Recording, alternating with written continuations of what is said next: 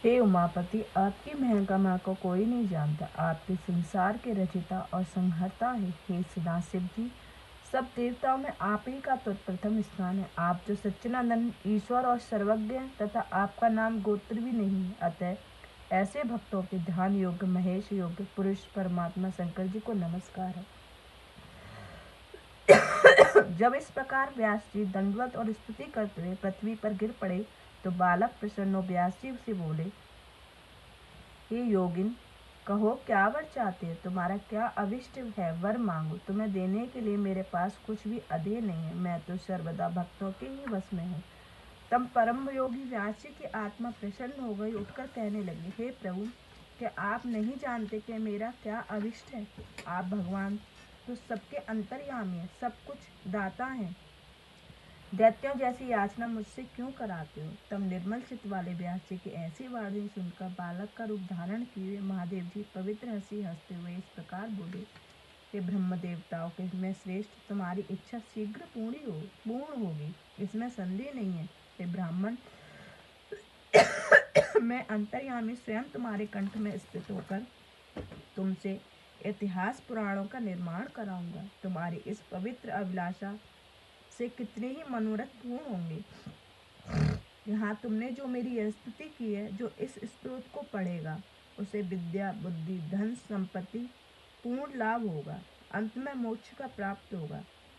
जो प्रातः काल उठकर इसे स्नान आदि कर पवित्र शिव ज्योतिर्लिंग को पूज कर 1 वर्ष तक इसका पाठ करेगा तो वह मूर्ख बृहस्पति के समान हो जाएगा। स्त्री और पुरुष सबके लिए विद्या बुद्धिवर्धक होगा। यह कहते हुए बालक के रूप महादेव उस ज्योतिर्लिंग में लय हो गए। व्यास जी के आंसुओं की धारा छोड़ते हुए शिव प्रेम में भी तत्पर हो गए। मध्वेश्वर महादेव का उन्हें वर प्राप्त हुआ। व्यास जी ने 18 पुराण लिखे, ब्रह्मा पुराण, वैष्णव पुराण, शिव भागवत, विश्व भविष्य, नारद, मार्केंड, अग्नि, ब्रह्मा वैवर्त, लिंग, वारय, वामन, कूर्म, मत्स्य, गरुण, स्कंद तथा ब्रह्मांड पुराण।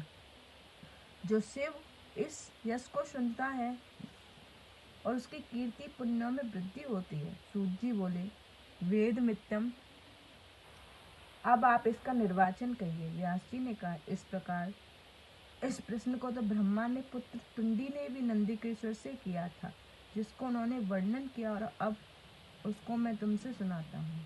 नंदिकेश्वर ने, तुंडी मुनि, इसके प्रधान वक्ता तो ब्रह्मा जी हैं। इससे पहला ब्रह्म पुराण ही कहा गया है। दूसरा पद्य पुराण है, जिसमें पद्य कल्प की महिमा कही गई है। इस प्रकार पराशर जी ने जिसमें विष्णु का बोधन किया है, उसे पिता पुत्र के संबंध में व्यास का ही वैष्णव पुराण कहा गया है। फिर शिव पुराण की रचना हुई, जिसमें पूर्व